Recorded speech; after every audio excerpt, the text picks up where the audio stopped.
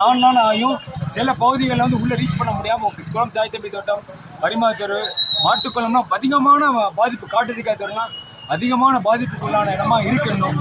இன்னும் அரசாங்கத்திலேருந்து சரியான மீட்புக்குள்ள வராமல் அவங்களுக்குள்ள தேவைகளை பூர்த்தி செய்யாமல் இருக்குது. மாறாமுகமாக இருக்காங்க. இப்போ தான் 120 பேர் திருச்சியிலேருந்து தூய்மை பணியாளர்களுக்கு வந்திருக்காங்க. எத்தனை நாள் இந்த பணி? நகராட்சி தலைவர் எல்லா பணிகளையும் சிறப்பாக செயல்படுறாரா? நகராட்சி தலைவருக்கு வந்து கவுன்சிலர்கள் வந்து அந்தந்த பகுதிகளுக்கு போனாங்க தவிர அவங்களுக்கு சப்போர்ட்டுக்கான ஸ்டாஃப்கள் யாரும் இல்லை. தேவையான பணியாளர்கள் இருந்தால் தானே நகராட்சி தலைவர்களும் கவுன்சிலர்கள் பண்ணுவாங்க. அவங்களுக்கு தேவையான மேன் பவர் இல்லாதனால அவங்களுக்கு முடியாத அளவுக்கு போயிடுச்சு. ஆனால் தன்னார்வ தொண்டர்கள் வந்து அதை வந்து மேக்சிமம் ஓரளவு மேனேஜ் பண்ணாங்க. இன்னுமையாவது இந்த இவ்வளோ பெரிய நகராட்சிக்கு வந்து இவ்வளோ மக்கள் தொகை இருக்கிற இடத்துக்கு அதிகமான பணியாளர்களை, நிரந்தரமான பணியாளர்களை அமர்த்தினாதான் ஊரில் வந்து தூய்மை வந்து இருக்கும் போது சரியான முறையில் இருக்க முடியும். அது என்னுடைய கருத்தாக இருக்குது.